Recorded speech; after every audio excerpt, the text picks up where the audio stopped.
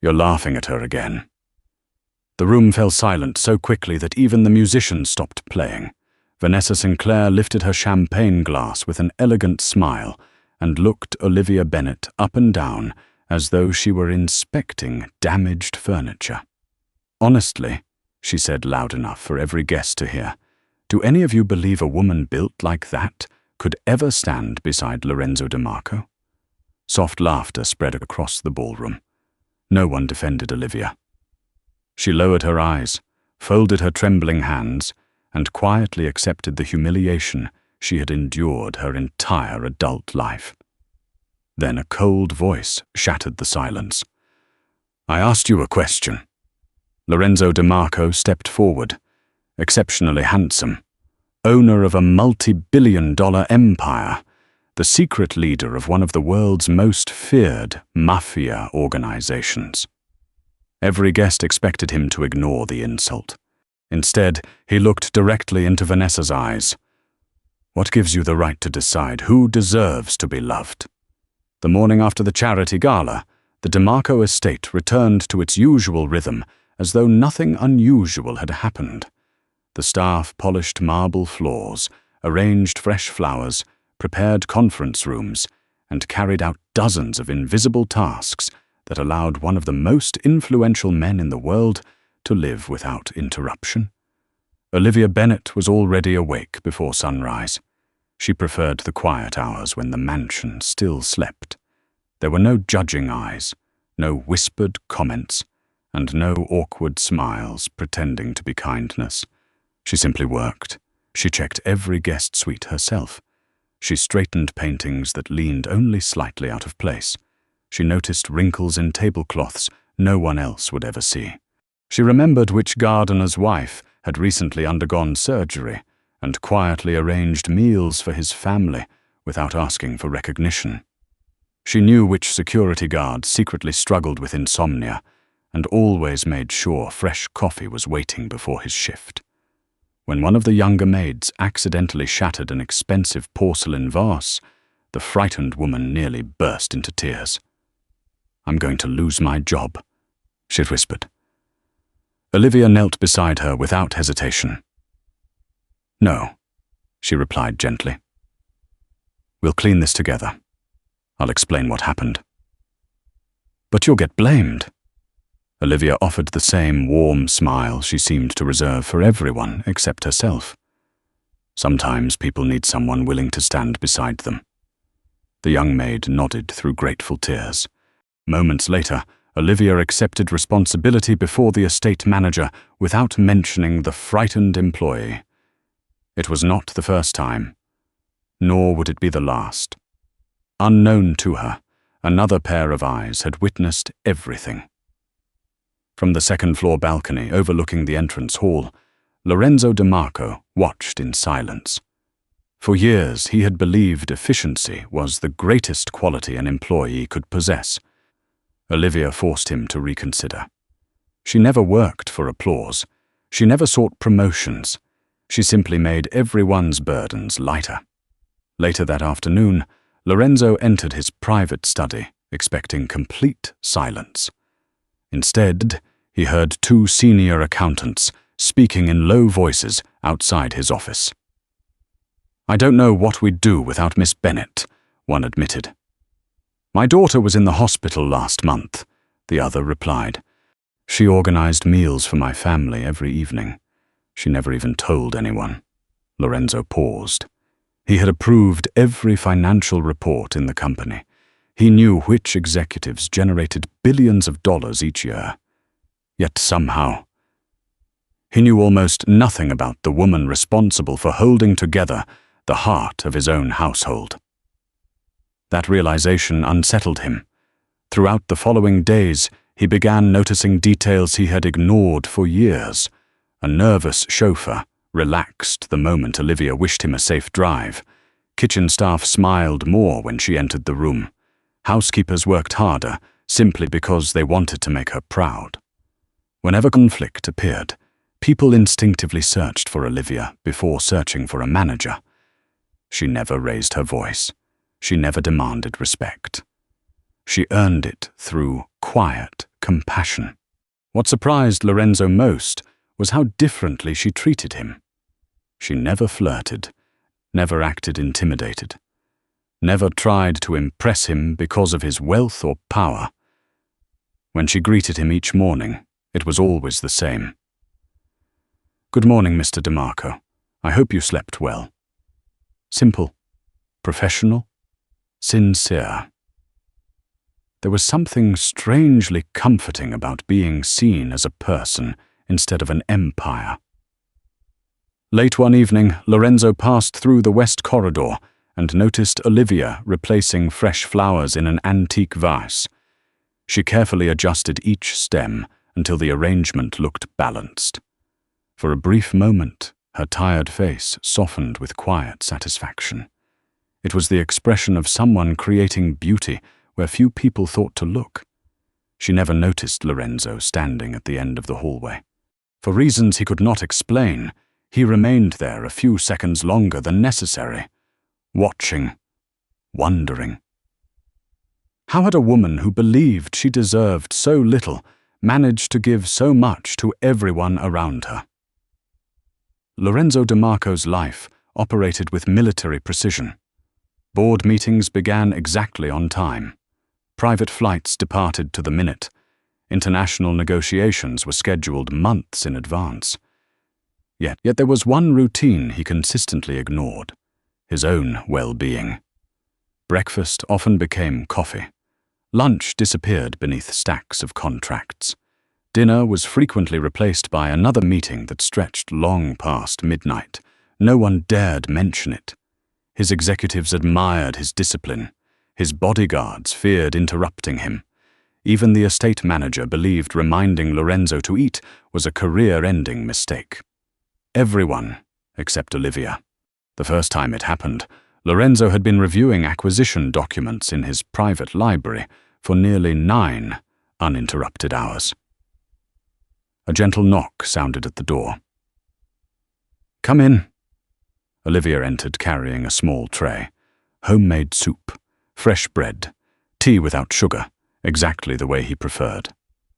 "I didn't order anything," Lorenzo said without looking up from the papers. "I know." She placed the tray on a nearby table. "You've missed breakfast and lunch. I'm busy. You'll still be busy after 20 minutes. His pen stopped moving. Very slowly, Lorenzo lifted his eyes toward her. Most people would have apologized immediately. Olivia simply waited. Not nervous, not defiant, just quietly patient. "I'll eat later." She smiled politely. "No, sir." The answer was so unexpected that Lorenzo almost laughed. "No. No." She folded her hands in front of her oversized uniform.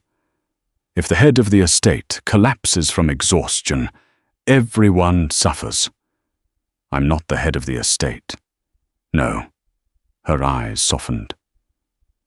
"You're the head of every person who depends on you." Silence filled the room. Finally, Lorenzo closed the file. 5 minutes. Olivia tilted her head. "You'll need at least 15. For reasons he couldn't explain, he obeyed. It became an unspoken routine. Whenever Lorenzo forgot her meals, Olivia somehow knew. If meetings continued too late into the night, a fresh pot of tea mysteriously appeared. When he worked through weekends, she quietly opened the curtains just enough to remind him sunlight still existed beyond spreadsheets and security reports. The staff soon noticed. One afternoon, 2 security guards watched Olivia remove another stack of files from Lorenzo's desk. "Mr. DeMarco," she said calmly, "you're done." He looked up. "I decide when I'm done." "You've been reading the same page for 10 minutes. "I have not." "You have." She pointed at the document. "It's upside down." Lorenzo stared, then slowly turned the folder around. It really had been upside down. The guards immediately looked away, pretending not to notice. Several seconds later, a quiet chuckle escaped Lorenzo. It was brief, barely audible, but every employee within earshot froze. One whispered, "Was that a laugh?" Another replied, "I think Miss Bennet just accomplished the impossible." Olivia never realized how unusual their interactions appeared. To her, Lorenzo was simply another hard-working person who forgot basic human needs. She treated exhausted gardeners exactly the same way, or overworked accountants, or young maids skipping lunch to finish chores. Taking care of people was instinctive. She never considered it remarkable. Lorenzo did. He found himself anticipating her interruptions. When afternoon meetings dragged on, part of him wondered whether she would appear carrying tea. When she didn't, the mansion felt strangely quieter. He disliked admitting how accustomed he had become to her presence. One rainy evening, he finally asked a question that had lingered in his mind for weeks. "Why do you worry so much about everyone else?" Olivia paused while arranging fresh linens on a nearby chair. "Someone has to. And who worries about you?" Her hands stopped moving. For the briefest moment, something vulnerable crossed her face before the familiar gentle smile returned. "I'm fine, Mr. DeMarco." He recognized the answer instantly. It was the same answer people gave when they wished a conversation to end. It was also a lie. Lorenzo knew lies. His entire hidden empire had been built upon recognizing them. Yet this one felt different. It wasn't meant to deceive others. It was meant to protect herself. As Olivia quietly excused herself and left the room, Lorenzo looked towards the untouched mirror hanging above the fireplace. He suddenly remembered something one of the maids had mentioned in passing days earlier. Miss Bennet always avoided mirrors whenever possible. At the time, the detail had seemed insignificant.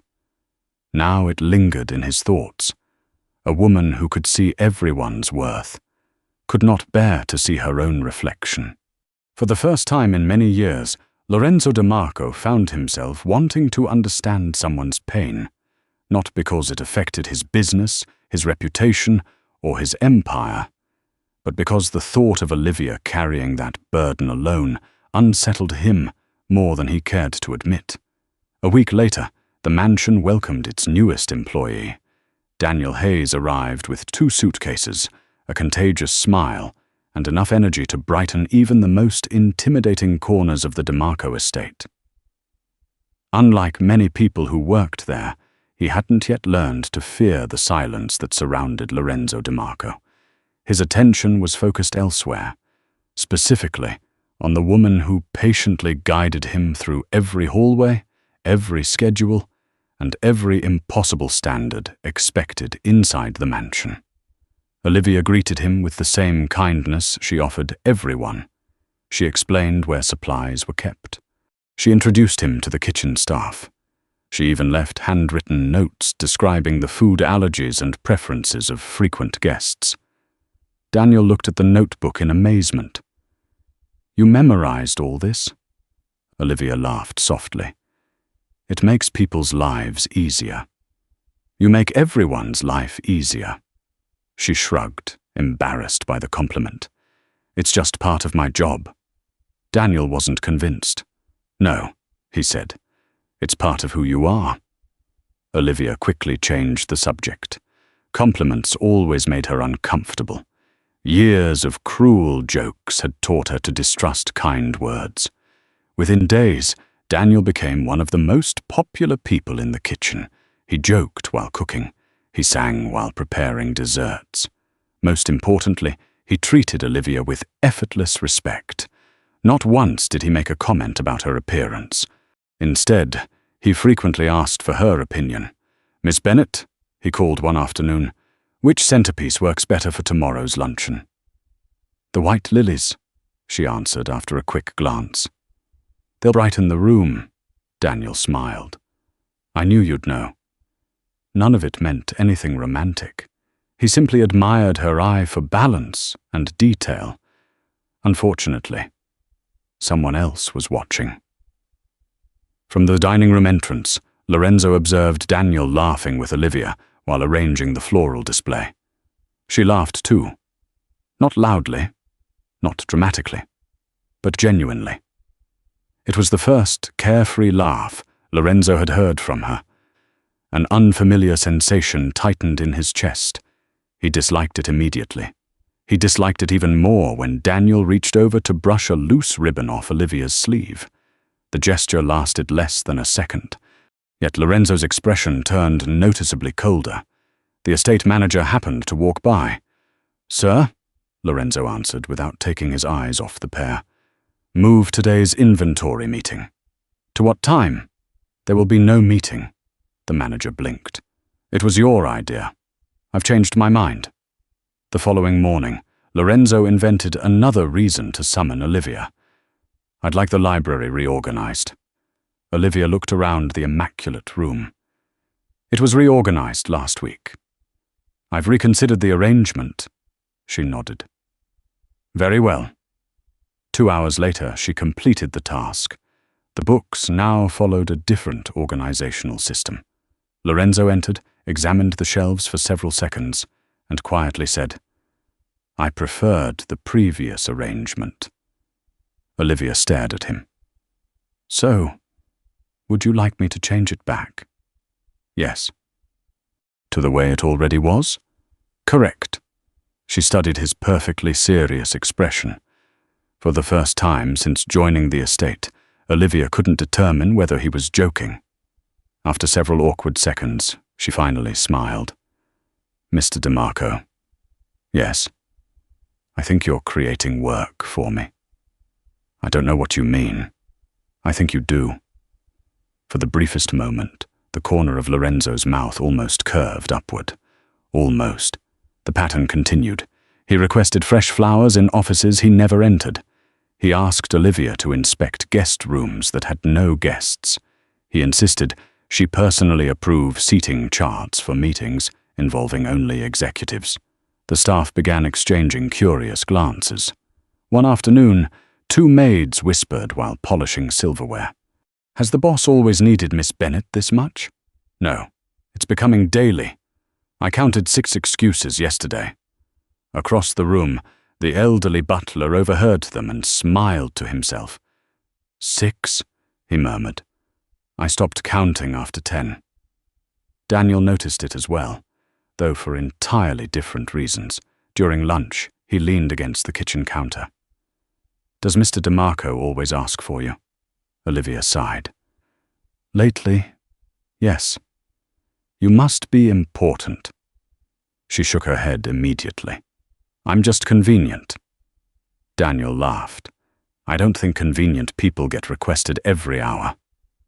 Olivia dismissed the idea. She couldn't imagine someone like Lorenzo DeMarco seeking her company. Not when women like Vanessa Sinclair existed. Elegant, confident. Everything Olivia believed she could never be. That evening, Lorenzo called Olivia to his office once again. She entered carrying her notebook. "You asked to see me." He looked at the papers on his desk. For perhaps the first time in his life, the feared mafia leader realized he had absolutely no reason for summoning someone. An uncomfortable silence settled between them. Finally, Olivia asked gently, "What would you like me to do, Mr. DeMarco?" Lorenzo searched for an answer. Any answer. His eyes landed on an untouched vase in the corner. "The flowers." Olivia looked at them. "They're fresh." "I know."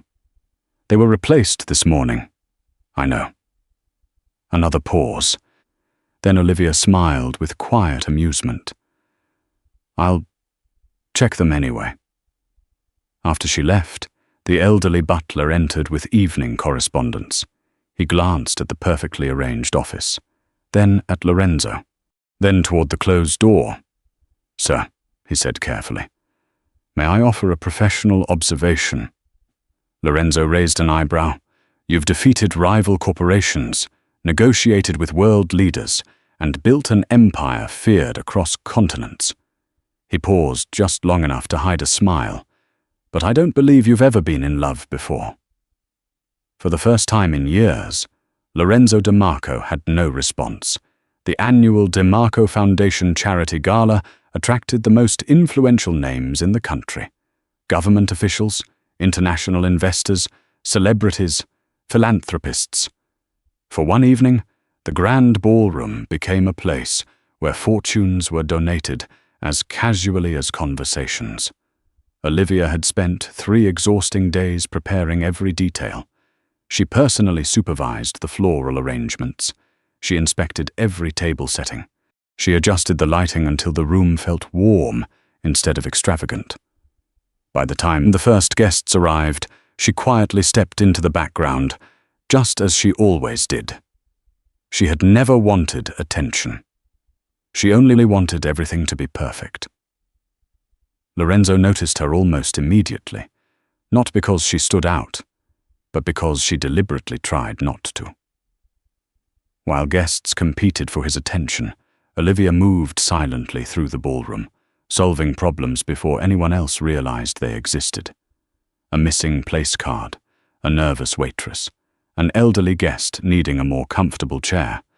She handled each situation with calm efficiency before disappearing once again. It reminded Lorenzo of something he had recently realized. Everyone depended on Olivia. Few people truly saw her. Unfortunately, Vanessa Sinclair did. Dressed in an elegant designer gown, Vanessa floated through the ballroom with practiced confidence. She greeted politicians by name, laughed effortlessly beside billionaires, and smiled as though she already belonged beside Lorenzo. Then her eyes landed on Olivia. A slow, satisfied smile crossed her face. She walked directly toward her. Several guests instinctively turned to watch. "So," Vanessa said sweetly, "I almost didn't recognize you without a cleaning cart." Olivia answered politely. "Good evening, Miss Sinclair." Vanessa circled her with theatrical curiosity. "You know what amazes me?" Olivia remained silent. "You work in one of the most luxurious homes in the world." She glanced deliberately at Olivia's figure. "Yet somehow you've never learned that uniforms aren't supposed to beg for mercy." A few uncomfortable laughs rippled through the nearby crowd. Olivia's fingers tightened around the clipboard she carried. She said nothing. Vanessa continued. "I suppose confidence is difficult when every mirror reminds you why fairy tales only happen to beautiful women." This time the laughter was louder. Not everyone laughed. Some looked away in embarrassment. Others remained frozen, unwilling to challenge a wealthy socialite. Olivia forced herself to smile. "I'll excuse myself." She turned before anyone could see the tears gathering in her eyes. No one followed. At least, that was what she believed. She walked through the empty West Garden until the music faded behind her. The cool evening air should have calmed her. Instead, years of carefully buried memories rose all at once. Every cruel nickname, every school dance she had never been invited to, every stranger who assumed kindness toward her must surely be pity. Every mirror she had hurried past because looking felt unbearable. She finally sat on a stone bench beneath the soft glow of garden lights. For several long moments, she simply cried. Not loudly, not dramatically. The quiet tears of someone who had grown used to grieving alone. A familiar voice broke the silence. "May I sit here?" Olivia quickly wiped her face. "You don't have to do this, Mr. DeMarco." Lorenzo sat beside her anyway. Neither of them spoke for nearly a minute. The silence wasn't uncomfortable. It was patient. Finally, Olivia laughed weakly. "I'm sorry. What are you apologizing for? You invited important people tonight." She looked toward the ballroom windows. "I shouldn't have made things awkward." Lorenzo frowned. "You didn't. I've heard comments like hers my whole life." She attempted another smile. I suppose you eventually get used to them. Lorenzo studied her carefully. No. His voice remained calm. You learn to survive them. Those words shattered the last piece of composure she had been holding together. I tried so hard not to let it matter anymore, she whispered. I work hard. I treat people kindly. I tell myself that's enough. She lowered her eyes. But sometimes, her voice trembled. I still wonder if they're right. Lorenzo felt something inside him tighten with painful clarity. This remarkable woman, the woman who believed in everyone, the woman who carried other people's burdens without complaint, the woman who had quietly transformed his house into a home. She genuinely believed she was unworthy of being loved. At that moment, Lorenzo realized his silence had lasted long enough. Tomorrow, the entire city would learn exactly where he stood. By the time Lorenzo returned to the ballroom, the orchestra had resumed playing. Conversations flowed once again. Crystal glasses clinked. Business leaders exchanged smiles as though nothing unpleasant had happened. Only Vanessa looked completely at ease. She was surrounded by influential guests, gracefully accepting compliments about the evening. She noticed Lorenzo approaching and smiled confidently. I was just telling everyone how magnificent tonight has been. Lorenzo stopped a few feet away. His expression revealed nothing. Neither warmth nor anger, only the calm composure that had made presidents, billionaires, and crime syndicates alike measure every word they spoke in his presence. Miss Sinclair, she smiled brighter. Lorenzo, I have a question. Of course. His voice carried just enough to quiet the nearby conversations. When did humiliating another human being become entertainment? The smile on Vanessa's face faltered. I'm afraid I don't understand. I believe you do. Guests slowly turned toward them. One by one, conversations faded. Within moments, the ballroom had become almost silent. Vanessa forced a laugh. It was only a harmless joke. Lorenzo's eyes never left hers. A joke is something both people find amusing. He paused. Cruelty disguised as humor is still cruelty. A murmur spread through the crowd. Several executives who had laughed only minutes earlier suddenly found the floor fascinating. Vanessa straightened her shoulders. Surely you're not referring to your housekeeper. My head housekeeper. His correction was immediate. The woman responsible for ensuring every person in this room has enjoyed a flawless evening. Vanessa crossed her arms. You're making this far more dramatic than necessary. No. Lorenzo's voice remained perfectly controlled. I believe I've been silent for far too long. The room became impossibly still. Those who knew Lorenzo's public reputation understood he rarely spoke emotionally. Those who secretly knew the extent of his influence understood something else. When Lorenzo DeMarco made a decision, it was final. He slowly looked around the ballroom. I've spent years building companies. His gaze moved from one guest to another. I've negotiated billion-dollar agreements. He glanced toward several world-renowned investors.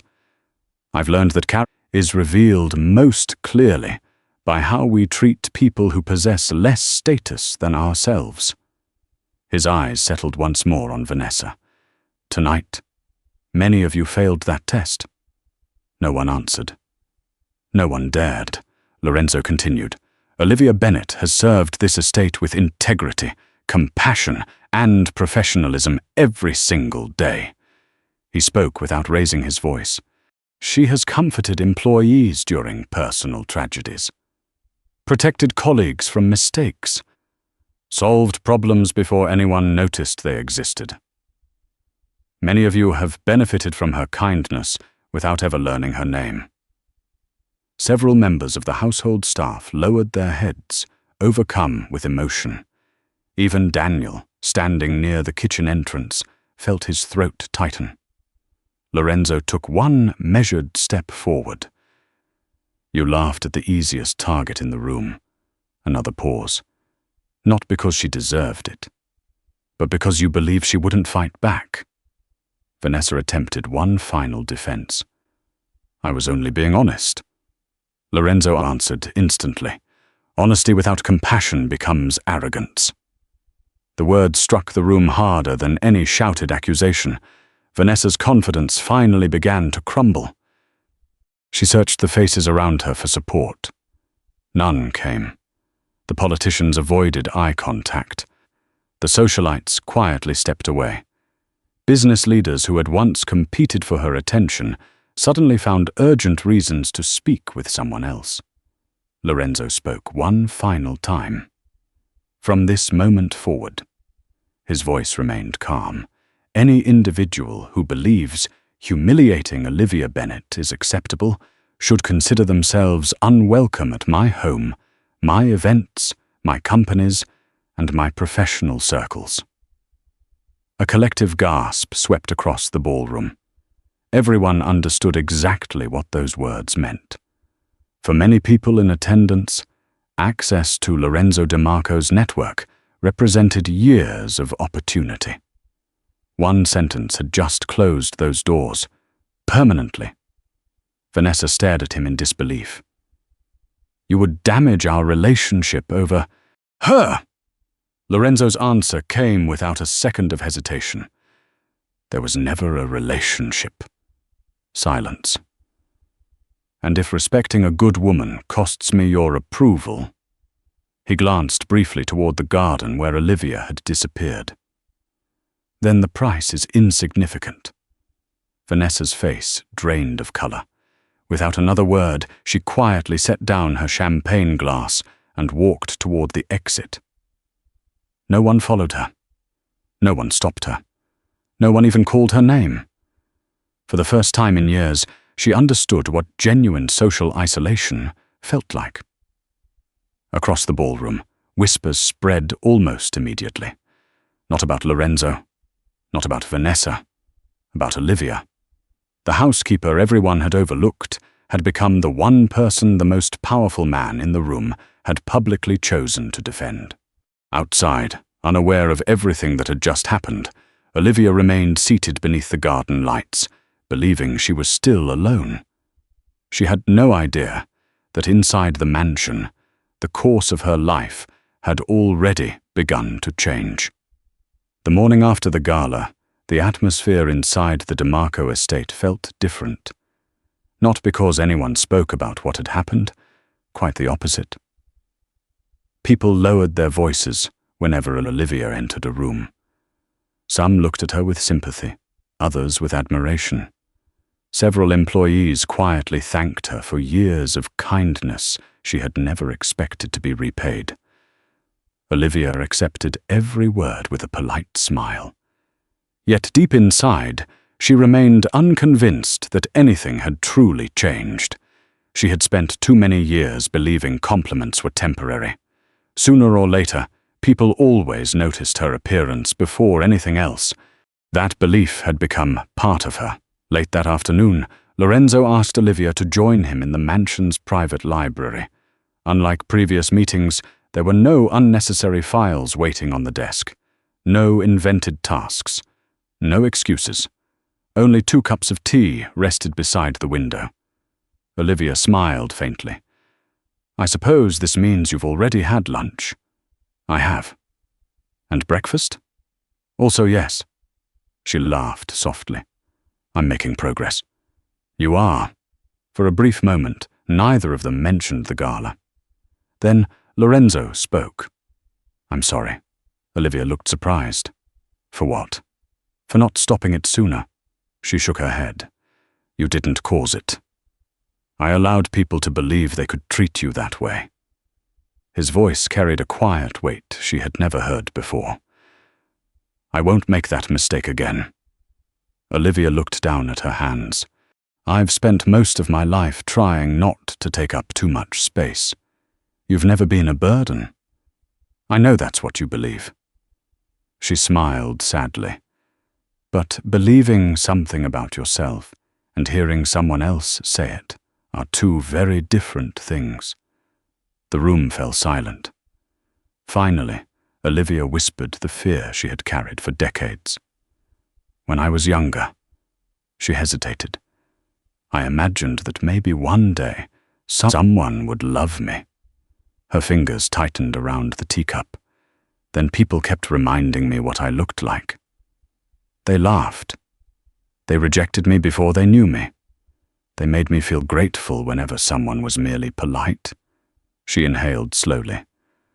So, eventually, I stopped dreaming. Lorenzo listened without interrupting. I convinced myself that people could appreciate my work. A faint smile appeared. They might even trust me. But love someone like me? She gently shook her head. I never believed that was possible. Lorenzo answered without hesitation. They were wrong. Olivia met his eyes. They made you believe your worth could be measured by your reflection. He leaned forward slightly. I measure people differently. How? By the lives they improve. His answer was simple, without performance, without poetry, yet it reached her more deeply than elaborate declarations ever could. She felt tears forming again, not from pain, but because, for the first time, someone she deeply respected was asking her to reconsider everything she believed about herself. Lorenzo reached into a leather folder beside his chair. I found something. He slid a worn sketchbook across the table. Olivia's eyes widened. She recognized it instantly. My sketchbook. You left it in the attic storage room years ago. With trembling hands, she opened it. Inside were carefully drawn hotel lobbies, elegant staircases, reception halls, libraries filled with warm light. Each page revealed remarkable attention to balance, texture, and atmosphere. Drawings she had completed long before she came to believe they were meaningless. I shouldn't have kept those. Why not? They're childish. Lorenzo looked at the pages. I disagree. I never studied professionally.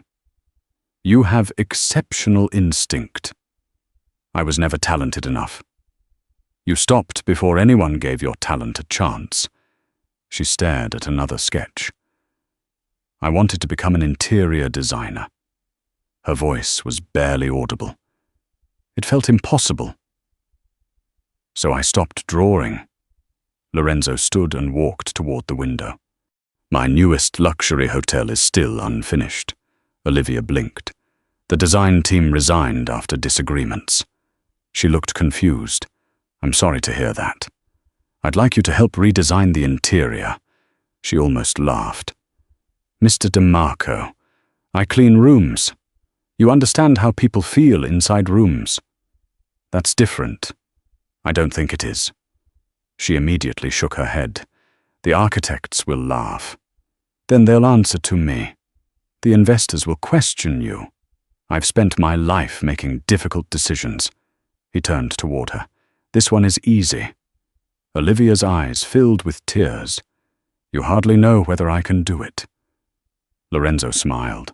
The smile was small, warm, entirely sincere. I know something more important. And what's that? I've watched you transform a house into a home. I've watched frightened employees become confident because of your encouragement. I've watched every detail you touch become more beautiful. He paused. If you can do that with people, I believe you can do it with buildings. For several long moments, Olivia couldn't speak. Years of fear battled against one unexpected feeling. Hope, tiny, fragile, but alive. For the first time since abandoning her dream, someone wasn't offering sympathy. He wasn't trying to rescue her. He was offering belief. Long before she was capable of believing in herself. 6 months later, the Grand Aurora Hotel opened its doors.